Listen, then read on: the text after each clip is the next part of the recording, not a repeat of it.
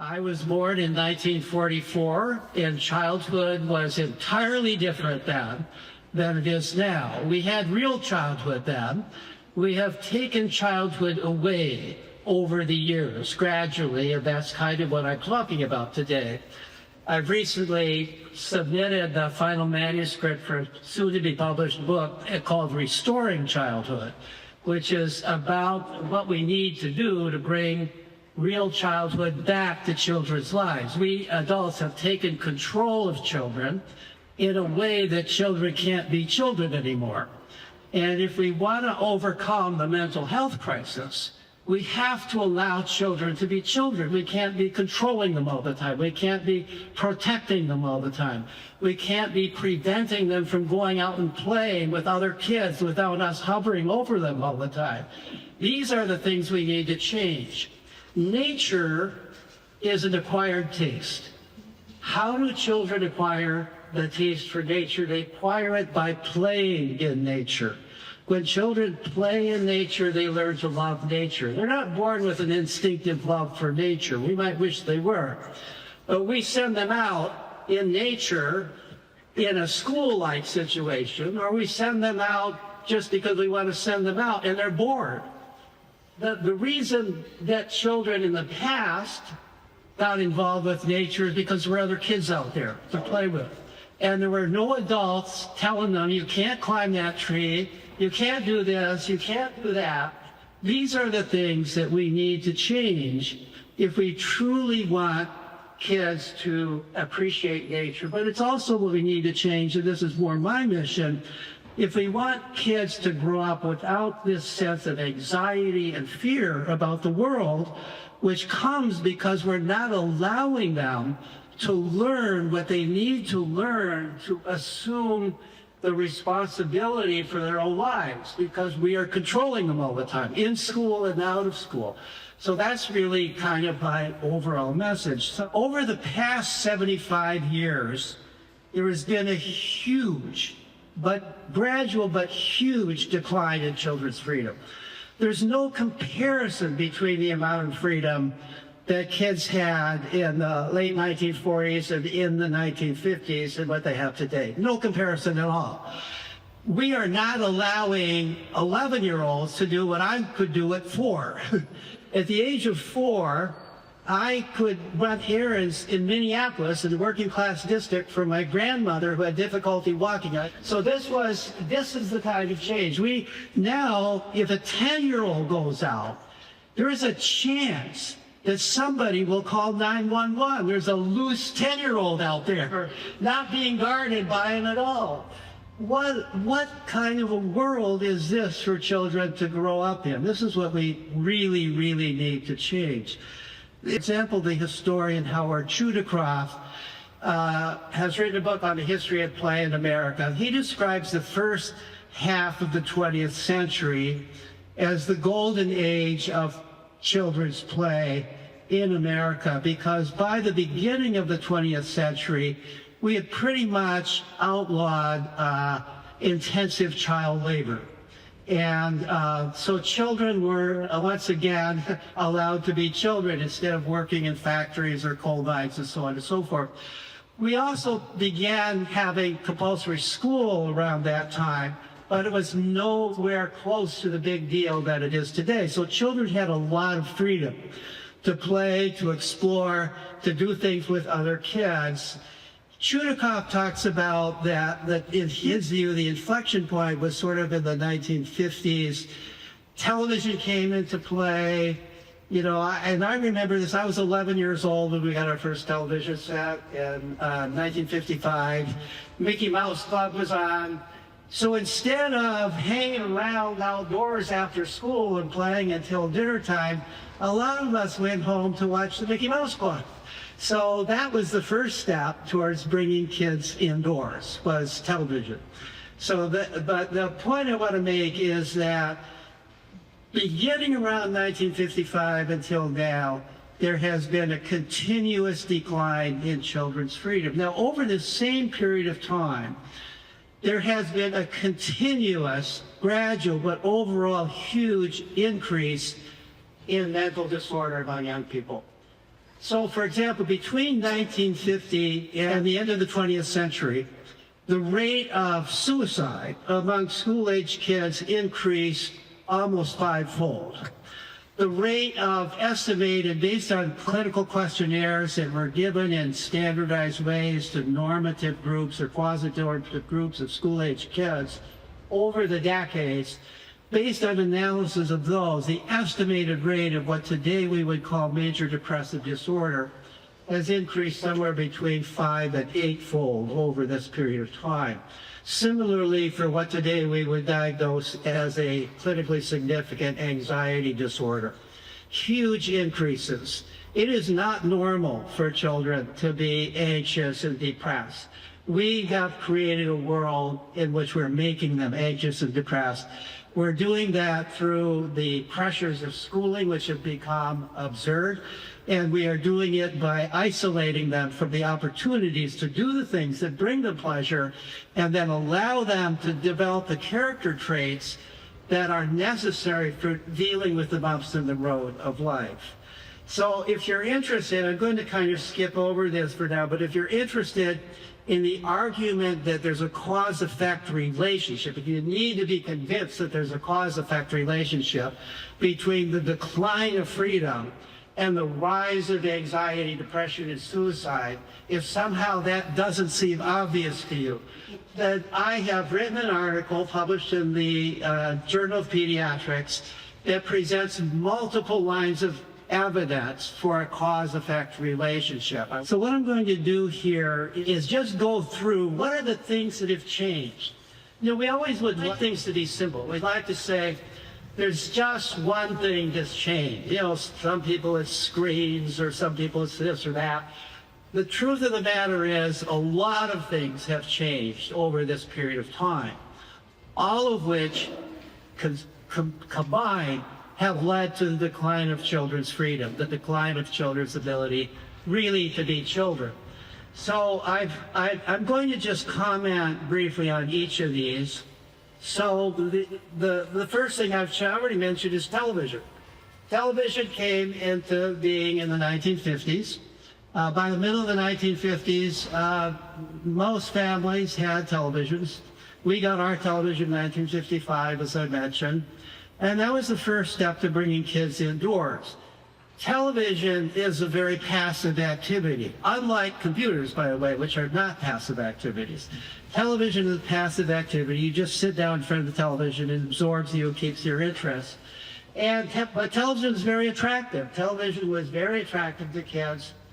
Kids came home from school and they sat and watched television. And also, partly because of television, kids were a little quieter indoors. And so parents had a little bit less motivation to kick them out of the house because they were quiet as long as they were watching television, at least relatively so. So television was one step. Another thing that's happened, I actually looked up the data on this, is that houses have gotten much bigger over the years. The average house today is 2.5 times the average sized house in the 1950s. The average number of kids for families that have kids is half today what it was in the 1950s. In other words, there's 5 times as much indoor space per kid in houses now than there was in the 1950s. Why is that important? When you've got a lot of kids and not much space, you kick them out of the house. Get out of the house, you're in my hair. And if you're a kid, you want to get out of the house. It's cramped in there. You know, you want to get away from your parents, you want to get away from all that. And so there's a lot of motivation on the part of parents to get you out, and there's motivation on the part of kids. And since this has happened and everywhere you go outside, and there are kids outside to play with. But as houses got bigger, today the typical kid's got their own bedroom. They don't have to go outdoors to get away from the mess inside. They can just go to their bedroom and watch television or get on their computer or do whatever they're going to do. They don't have to go outside. So that was a big part of the change. Part of the change, neighborhood cohesion declined. There's a lot of reasons why neighborhood cohesion declined. Part of it, of course, is that women went to work. Women, in some sense, held the neighborhood together. And so when there's nobody home during the day, when people are all going to work, and parents of both genders begin to spend more time at work and less time at home. And so when that happens, people don't necessarily know one another in the neighborhood anymore. And so if you don't know people in the neighborhood, for all you know, that big kid across the street might be a bully, and so you're a little afraid of people in the neighborhood if you don't know the neighbors. So that played a role. The spread of houses, the urban sprawl where people aren't living so close together anymore, that also contributed to the decline of neighborhoods. So a lot of things contribute. If you don't know your neighbors and you're reluctant to send your kids outdoors, who knows what could happen to them. You don't feel comfortable just going and knocking on doors anymore. Kids don't feel comfortable just going and knocking on doors.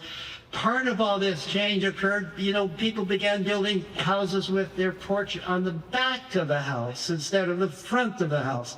People got interested in privacy instead of public presence. So that played a role in destroying neighborhoods. That played a role in why kids no longer go out and just play. So that's another factor. The adult-directed sports displaced kid-directed sports. So Little Leagues began in 1938, but it didn't become a big deal until really the 1960s. And the 1960s was a time for the spread of adult-directed sports. So when I was a kid in the 1950s, the way we played baseball was we went out to the vacant lot, a bunch of other kids would show up to the vacant lot. There'd be no parents and no adults in sight. You'd be embarrassed if your mother came. You would just hide your head in shame if that happened. So you would go out and you'd make up your own game. And that's real play. And you're learning a heck of a lot that's more important than baseball when you're doing that. You're learning how to negotiate, how to create rules, how to keep everybody happy, because if even the players on the other team, because if they're not happy, they'll go home. You're learning a lot of skills that will be important for your entire life, that are way more important than how to throw a curveball or how to bunt the baseball.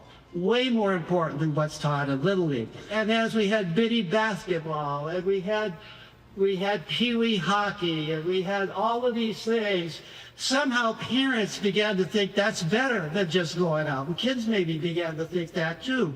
And so we reached the point where kids aren't going out to make up their own games anymore, which is real play. And instead, they're going to adult-directed sports, which is really just more school.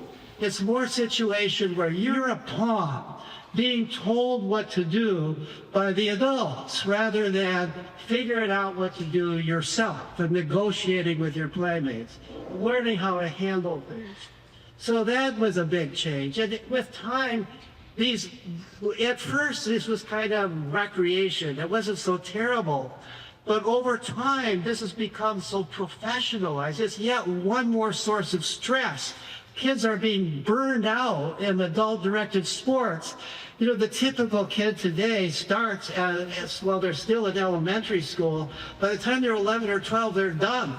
They're burned out. No longer are they playing any sports because either they haven't made the team, or they're tired of it, or they're burned out from it, or they're not going to make the travel team, or they realize they'll never make the high school team. And so now they're done with it. They never learned how to make up their own games. And so once they're no longer fit into the adult-directed game, it's over. Now your sports future is sitting on the couch and watching it on television. So that's another change that occurred. The fifth thing, public space became increasingly adult space. So I live in a suburban area, a kind of a middle-class suburban area. As much as I am a free-range grandparent, I would be reluctant to let my grandkids walk any place from my house. There's no sidewalks along the streets.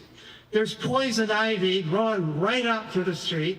The speed limit is way too high and people are driving too fast, but faster than the speed limit. Somehow the town I lived in, and my town isn't unusual, doesn't seem to care about kids.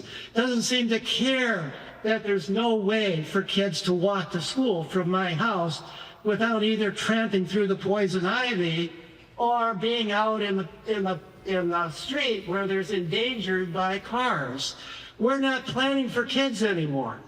It becomes a self-fulfilling prophecy. And I'm sure that the people in my town, and this is true everywhere, say, well, there's nobody walking there anyway. Why should we make sidewalks? Well, it becomes a self-fulfilling prophecy. You don't make sidewalks, and then, of course, the parents are going to let their kids walk there. So this is just one example. It wasn't that long ago where you could see gangs of kids walking around shopping malls. You don't see that so much today, not just because shopping malls have sort of disappeared, but also because the security guards don't let them in anymore. The security guards chase them out. We have created an atmosphere that does not welcome children in public spaces unless they're accompanied by an adult. We've taken a whole demographic class of people and we've said they don't count anymore. We aren't planning for them. We're not creating ways for them to get around. The only way they can get around is if they're driven someplace by adults. We're not allowing them the opportunities to get around the way children traditionally have gotten around, by walking or by bicycling or by scootering and those kinds of things. We're not building for that. So that's another factor that's felt into this. The increase in lawsuits. So I've looked up the data. The number of the ratio of lawyers to citizens has tripled since the 1950s. That's a significant observation. There are lawyers around every corner who want to sue if your kid has an accident, or if somebody has an accident on your property, or you are the manager of a city park or a school and somebody falls and breaks their arm or something like that. So the fear of lawsuits is another huge factor in why we're not designing for play. Why is it that playgrounds no longer have any interesting playground equipment in them? There's nothing in the playgrounds that I see that would amuse anybody beyond the age of 4, and even 4-year-olds get bored by it pretty quickly. We used to have real playground equipment. Big tall slides and push merry-go-rounds and teeter-totters and swings that you could go really up high. All sorts of exciting things. You don't find that anymore. And then we wonder why kids aren't outdoors. Why would they go out to the park if there's nothing to do there? So that's another factor. And the reason we don't have them, part of the reason at least, is we're afraid of lawsuits. We're afraid somebody hurts themselves. It used to be everybody broke their arm in the summer. Big deal. That's a good thing. Everybody signs your cast. And so, but nowadays, we're so afraid that something like that might happen and somebody will get sued as a result of it. So that's another factor. The parents' fears of outdoor danger. So this was something that began to really accelerate in the 1980s. Some of you might remember, some of you might be old enough to remember that it was in 1979 and then again in 1980, there were 2 instances, one in 79, one in 80, of 6-year-old boys being snatched away by strangers on the street. So this, partly because it's an extraordinarily rare event, was huge news. Everybody heard about it. Big campaigns were oriented. This is when the stranger danger fear came into being. You began to hear public service announcements. Do you know where your child is today? Of course, prior to that, nobody wanted to know where their child was. Children certainly didn't want their parents to know where they were. But now, suddenly, you were a bad parent if you didn't know where your child was. Because of this extraordinarily rare incident that happened, which was rare then, it's still rare now. But once you get this image in your head, my God, what if this happened to my child? Now remember, there's millions of children. So this is a very, very rare event. It's still a very, very rare event. Somebody calculated if you wanted your child to be snatched away, you put him on the worst corner in America, you'd have to wait 1 million years before it would happen. This is you can also get hit by lightning. There are a lot of rare events. If we ran our lives with fear of these rare events, we would never do anything, and then we would realize that not doing anything is also dangerous. What on earth would we do? So we are not designed to think statistically. We think in terms of images. And so people have this image in their head of some stranger snatching their child away, and they think, oh my God, I've got to take all these precautions to prevent that. So that occurred. That's when morality began to change, when it began to feel like you're not a moral parent, you're not a proper parent if you're not watching your child all the time or arranging for somebody else to watch your child all the time. So that was another change that occurred. There was a kind of an acceleration in the 1980s of anxiety, depression, and suicide among kids, partly because I think there was an acceleration there of kids not being free to go out and do things on their own. The Child Protective Services, so partly as a result of all of this. So in the 1970s, the federal government passed a law that said that states have to create programs for reporting child abuse. Now note that the law emphasized child abuse. Now abuse is when you're doing something bad to your child. That's abuse. But it turns out that once these child protective services were created in every state, they began to focus on something different from abuse. They continued to focus on abuse, but there aren't so many cases of abuse. They began to focus on cases of negligence. Negligence is different from abuse. Negligence is what you're not doing for your child. Now, there would be real cases of negligence. If you're not feeding your child, you're not clothing your child, you're leaving your 3-year-old in the park unattended for hours on end. But the problem with negligence is there's no defining characteristic of it. And it became, Child Protective Services became free to interpret it however they wanted. And since the Child Protective Services, among their interests, is for them to not err on the side of any child being endangered, they err on the other side. So we have cases, many cases that I know of, and many cases that other people have accumulated, where Child Protective Services will interrogate the family, in some cases even take the child away from the family for something that every parent would have done in the 1950s, allowing a 6-year-old to play in the park without an adult, or to walk to school. There are even cases where kids were just playing in their own front yard in which Child Protective Services. In this day of the cell phone, and this day where, you hear these messages, if you see something, report it, and so on and so forth, it's altogether too easy for people to call 911. I see a loose child out there.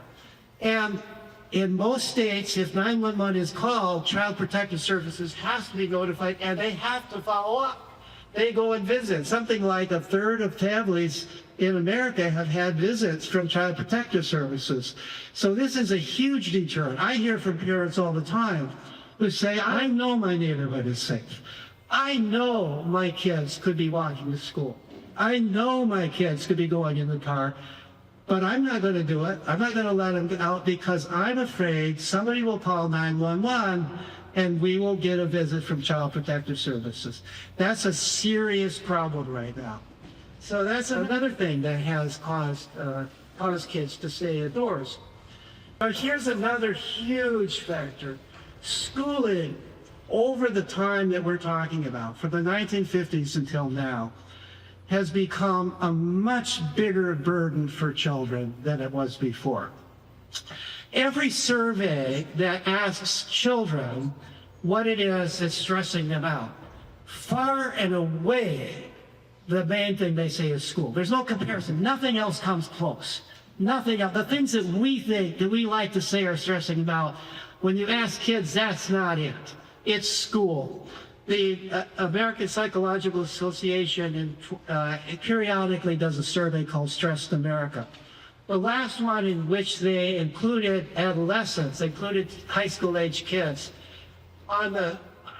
First of all, they found that teenagers in high school were the most stressed out people in America, more so than adults. 87% checked school as a primary source of their stress. Nothing else came close. Nothing else came close. School is stressing kids out. This has been particularly true since Common Core was developed. Children spend huge amounts of time in school. While they're in school, they're micromanaged. They're continuously judged in comparison to their partners. They are chastised if they're a minute late. There is nobody in this room that would accept a job like that. Nobody else, none of you would accept a job, no matter what the pay is. You would not accept a job where you're monitored the way kids are in school, where you are controlled the way kids are in school, where you are evaluated all the time as kids are in school. This would be very anxiety-provoking, and it is anxiety-provoking for kids. We should not be surprised that kids report that school is the primary source of their distress. That school has become a bigger deal over time. I'm going to just point out that there are some things that we can do about it, and in some sense are doing about it. So the first three things on this list, I'll just mention, they're things that I've been involved in, so I know a little bit more about them than some of the other things. We have, through the Let Grow nonprofit, which I helped to start along with Lenore Scadese and a couple of other people, we've been working with schools to bring free outdoor play before school and after school on school grounds. There are now hundreds of schools doing this. My dream would be that every school would be open from the time that the school day ends until parents are home from work for free play on the school grounds. That would be safe enough because there would be an adult there, or more than one adult would know how to be there without intervening, allowing the children to play freely, but be there for safety so that parents feel comfortable with their children hanging around after school and play. I don't know any schools so far that are doing it to that extent, but there are a lot of schools now doing it for at least some period of time after school, at least some days of the week. So that's one thing that can happen. Another thing is also through the Let Grow organization, we have been promoting new laws in states. There are now 11 states that have adopted such laws called reasonable childhood independence laws. And what these laws basically state is that it is not up to the state, but it is up to parents to decide what's safe for their children, unless any reasonable person looking at the facts would say that what the parents have done is to endanger the child. So this is protection for parents who want to send their child outdoors without having to follow them around all the time. So there are 11 states now doing this, and our hope is to get all states involved doing it. This doesn't automatically, immediately change things, but it allows parents to feel that at least they've got some protection from the possibility of being arrested or having their child taken away for allowing their children some outdoor independence. The third thing that I'm involved in is what we've been calling the Pediatrics Prescribing Play and Independence Initiative. I've been working with pediatricians to make outdoor play a health issue. The idea is that when pediatricians have their well-child interviews, which is about 15 minutes long, in addition to talking about vaccinations and good nutrition and good sleep, they would talk about the importance of independent outdoor activity for kids. This is really important for children's health, for their development. We've developed a brochure that pediatricians can give out about this. We're creating a website at the National Institute for Play for backing this up. Just applied for a major grant for doing a large-scale study where some pediatricians are doing this and some are not. This could potentially have a huge effect because basically every kid sees a pediatrician with their parent once a year, even into their teenage years. And so if this gets reinforced, we're also giving them little prescription pads, prescribing free outdoor play, and asking them to report back about how they're doing this. We developed a website for doing it. So these are some of the things that we are doing. I have to stop now. I realize I have to stop now and turn it over for questions for you, but thank you.